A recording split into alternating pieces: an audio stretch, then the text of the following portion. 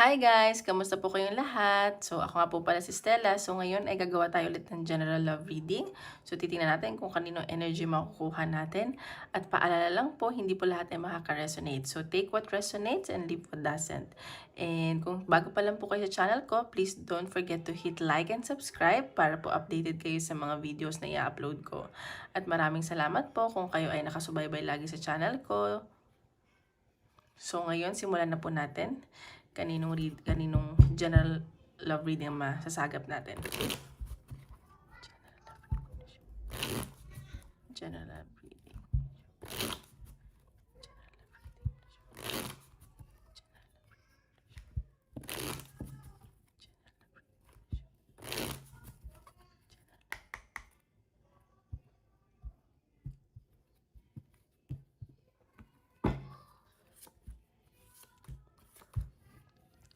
Okay. Sa nakikita ko dito,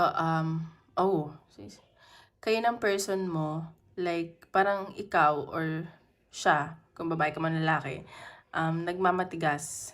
Alam mo yun?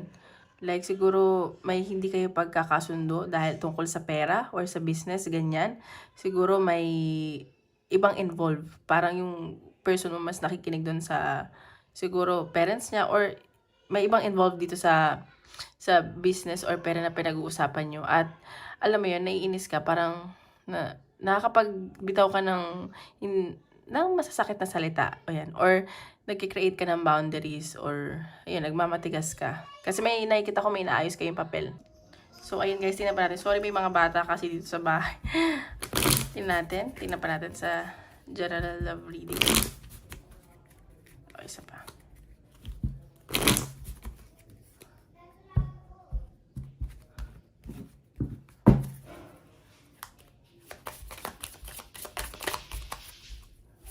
Parang may naayos kayong papeles ng person. Uy, may lumabad na. Ayan. So, ayan. So, nakikita ko parang nag-iisip-isip ka dito. Parang nagsha-shadow work ka. It means like, tinitingnan mo din kung ano yung mga flaws mo, yung pagkakamali mo. Alam mo yun. Tapos parang nagre-reflect ka din eh. At sa nakikita ko, parang nagme-meditate ka. Nagsha-shadow work nga, ganun. So, kaya, ikaw, pag ang tao nagsha-shadow work, marami nangyayari talaga. Marami nawawala sa kanya, even friends, ganyan, pera. Pero it's for your own good. Alam mo yun. See? For your family tong ginagawa mo. So, parang realization. So, tingnan natin ano makikita natin sa energy ng person mo. Okay? Oops. Tingnan natin. Energy ng person mo.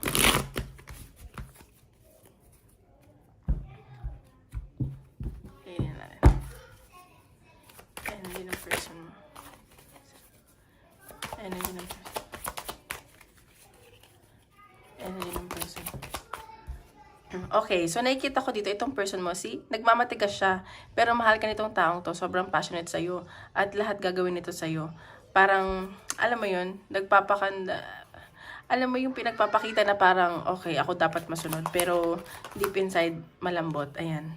So, itong person mo, nahihirapan ngayon. Parang, may gusto siyang, siguro, yun nga sabi ko, parang may iba kasing involved sa connection nyo. So, parang nahihirapan din siyang kumawala. Like, kailangan niyang pakinggan yung opinion ng isang taong yun. So, ayan, parang restricted. He feels restricted sa connection. You know? Okay, so nakikita ko dito, may third party involved. So, it doesn't mean na romantically like involved. Siguro, friend, kaibigan, work. So, ayan. So, kanina lumabas. So, nakikita ko dito na parang matalino itong person mo eh. Kaya lang, diba, parang medyo ano siya. Like, may gusto siyang mangyari, may hinahabol siya. Ayan o, may may travel ba? Aalis ba yung person mo? Kasi may nakikita akong relocation movement, tsaka gusto niya makipag-usap sa'yo. Ayan o, mahal niya naman isa't isa eh. Mahal ka nitong person mo. Yung nakikita ko. So, tingnan pa natin. Ayan, see? Mabagal lang tong person mo. So, ayan nga. So, parang kaperahan yung iniisip nito ngayon. So, yun nga sasabi ko, parang, siguro, may inaayos siya, like business, pera. Parang inahabol niya yung stability, finance. Ganun. So, tingnan pa natin. Parang nagpapakatalino to tong person. Oops, lang po. Isa lang. See? Ayan, no? Dalawa yung lumabas. Ito yung unang lumabas. So, nakikita ko dito na parang, siguro magre-relocate, or isa sa inyo aalis. Ayan, mahal na mahal ka ng person mo, at ikaw lang talaga. So, kung may third party man involved, hindi ko masasabi romantically, alam mo yun, huwag ka mag-alala kasi mahal ka nito. At saka, baka, umalis na kayo, ganyan. Kaya siguro may nakita akong pag-aayos ng papeles. May relocation ako nakikita. Baka, magsasarili na kayo or punta kayo abroad. Yun nasa sense ko. So, tingnan pa natin. Nandito ng person. Ayan. See, ayan nga, may travel, May paghihintay ako na nakikita dito. It's either iniintay ka ng person mo or siya nag-aantay sa'yo. Or kayong dalawa. Parang siguro nga, nag-aayos kayo ng, yun nga, sabi ko ng papeles. Kasi may nakikita akong travel. Siguro nag-aantay na lang kayo. Siguro may pumipigil sa inyo. Ganun. Yun yung siguro nagiging blockages.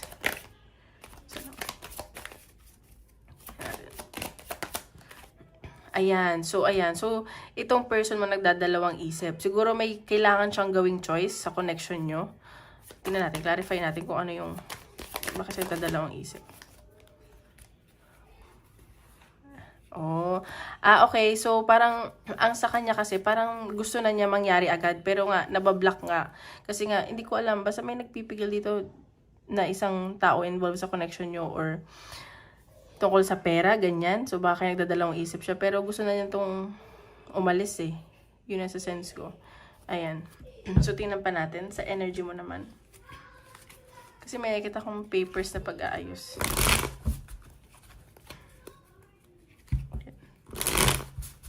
Tingnan pa natin.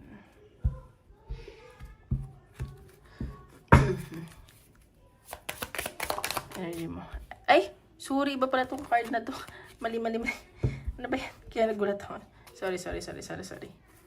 And energy mo. Lumabas yung schedule kanina, so baka yun nga, may inaantay kayo. Or baka naman meron dito magdi-divorce or annulment. Huwag naman. Ayoko magbasa ng ganun, pero alam mo yun. Hindi naman ganun yung nasa sense ko. Natin.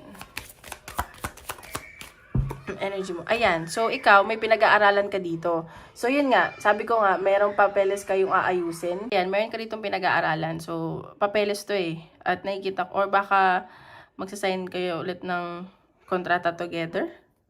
Ayan, baka magkasama kayo sa work. Basta may offer din na paparating sa'yo. And, ayan. May pinag-aaralan ka. Baka business niya ng person mo. Isa lang po.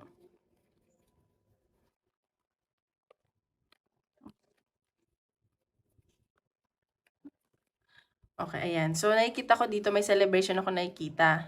Nakikita ko naman na magsa-celebrate ka ng person mo. So, baka ngayon, nagkakaproblema lang kayo about money, pero nakikita ko maayos nyo to. And siguro ikaw, nagpapakabisi ka, kasama yung mga friends mo, para ayaw mo maisip yung stress. Alam mo yun. Like, you're giving yourself, like, nag-unwind ka, ganyan. See, ayan, no? Puro pentacles, So, ayan nga. So, nakikita ko, kaperahan yung focus nyo ngayon. May pinag-uusapan kayong business. Ayan. Nakikita ko na magiging maayos to. Ayan, no? Like, magiging matalino ka sa connection nyo din. Puro pera. Pero yung person mo, parang mas emotional siya sa'yo. Alam mo yun. Siguro yung stability nyo. Ayan. So, ayan, may nakikita ako dito na baka namimiss ka ng person mo. Baka magkita kayo. Ayan. May offer siya sa'yo. Nakikita ko na magugustuhan mo to yung offer niya. Baka mag-date. Alam mo yun. Like, sorry sa mga, mag-sorry sa'yo sa mga, dahil naging busy siya. Ganyan. Oops, wait lang. Oops. Okay. 8 of Swords. Oh my God, parehas kayo na energy ng person mo. Parang nahihirapan kayo sa nangyayari sa inyo ngayon. Parang you guys feel restricted. Hindi nyo alam kung ano gagawin. Kaya siguro may pinag-aaralan kayo ditong papeles. Ayan natin. Ayan. Page of Wands. So, nakikita ko naman, magiging maganda naman yung outcome nitong kung ano man tong inaayos nyo. At matutuwa ka. Kasi parang starting pa lang eh. And mag-bloom naman daw to. Baka nga yung business nyo to. Ayan. So, ayan. So, ayan o, ang ganda nakikita ko dahil para sa pamilya niyo 'to, eh. At or kung sa ano man, basta parang alam mo 'yun, mag-e-enjoy kayo at mabibigyan niyo ng maayos na buhay yung anak niyo, ganyan. Kung may mga anak man kayo or kayong dalawa lang, ayan o, mahal na mahal mo 'tong person mo. Ikaw yung basta nagmamasi. Baka nga isa sa I mean, iba sa inyo buntis, ganyan. So, baka ito yung naayos niyo, baka may paglilipat ng bahay or inaayos niyo yung alam mo yung, insurance, ganyan. So, tingnan pa natin. Tingnan pa natin sa love life.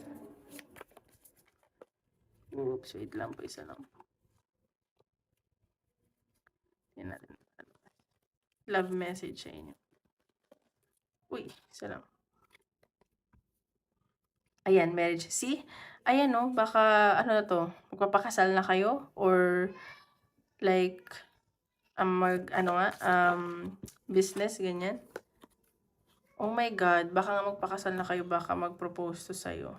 Committed tong person mo sa'yo. Siguro, kaya inaayos niya na yung mga kaperahan niya, ganyan. Oh my God, ano ba yan? Ang ganda naman ng reading. Sana all. Ayan, so magkakaroon kayo ng good time. Nakikita ko baka nga ikakasal na kayo at ayan o, divine timing daw kayo. Congratulations naman sa inyo. Ayan, sa nakikita ko. And ayan o, maganda yung outcome. Magkakaroon kayo ng good time together. Alam mo yun. So, tingnan pa natin. Love life. Ayan. So, ikaw, natatakot ka eh. Siguro napaparanoid ka. Kaya siguro, alam mo yun, may mga pinag-aaralan ka dito. Baka hindi ka pa ready. Alam mo yun.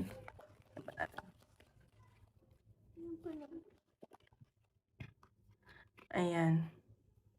So, ayan. So, bakit ka natatakot? Ayan, no? Parang ayaw mo siguro na matulad sa iba na baka pag kinasal ay, ano mo yun, mag-suffer. Ayan. O see? Dahil nga, hindi naman sa pag-ano, parang may nakita ko dito na hindi naman kasi siya specifically third party. Pero nakita ko may isa talagang tao na parang nangingialam sa connection nyo. Alam mo yun. And hindi mo alam na like parang yun yung sumisira. See, nai-stress ka dito. Pero wag ka mag-alala. Kayo pa rin ang person mo sa huli, okay? Ayun lang. So, tingnan naman natin sa career. Career.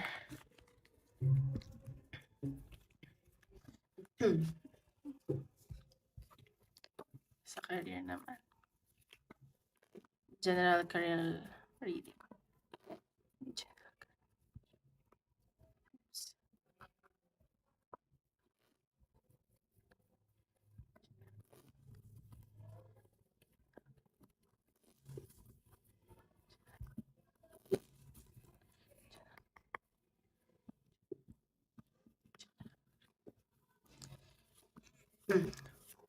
Wow!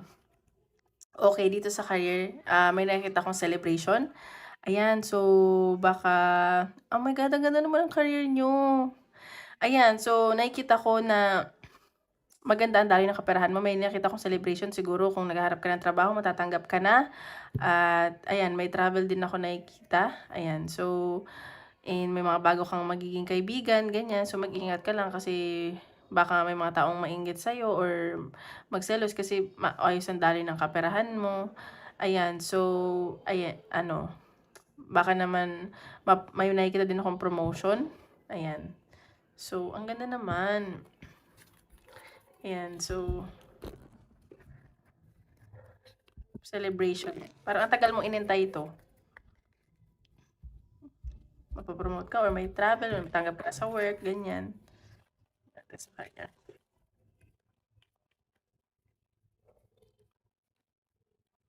Okay. So, ayan. So, healing.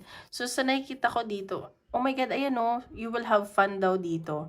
And may mga challenge, pero you're up to the challenge. Magiging masaya ka naman daw dito. Magkakaroon ka bagong kaibigan or sa bagong mong posisyon, magugustuhan mo kahit na, alam mo yun, kahit na mahirap, magiging masaya ka. At ito yung dapat mangyari para mag-heal ka. At sa nakikita ko, magiging maayos ka naman. So, nandun ka na sa healing stage. Nakikita ko na magbo-bloom ka doon. Oh, ayun. So, tingnan pa natin sa career. Oops. Ay, man. Sa career.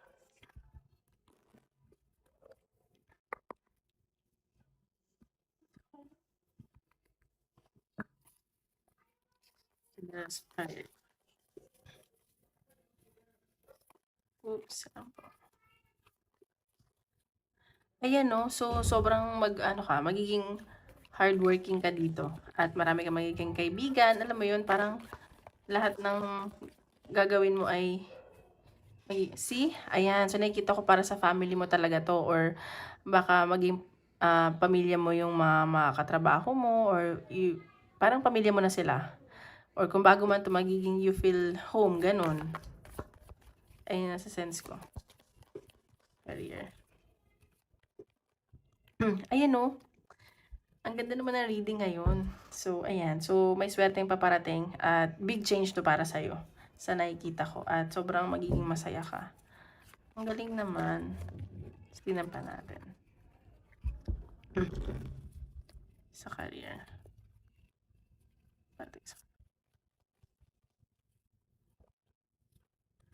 See? Daydream. So, baka sa cruise ship to, baka hindi ka na makapaghintay, excited ka na. Ayan, so nagiging positive ka. Alam mo yun? And naiisip-isip mo na to. Or baka may kayo, team building, ganun. Ayan. Baka matagal mo na tong pinangarap. Yun yung nakikita ko din ba. See, ayan. So, talagang gustong-gusto mo tong bagay na to at mapapasayo na daw. At talagang nilaan to ni Universe at ni Lord para sa'yo. Ang saya naman. Congratulations in advance. See? Oh my God. And it's really a good blessing sa'yo at you will feel fulfilled sa bago mong tatahakin. Ayan. So, sobrang ganda na nakikita ko sa career mo. And I'm so excited for you kung ano man to. Marami pang blessing na paparating sa'yo. Baka dyan sa work mo, dyan ka mag-grow. At dyan ka talaga ma-appreciate ng mga tao. So, tingnan natin anong question mo. Ano sa Lord Universe?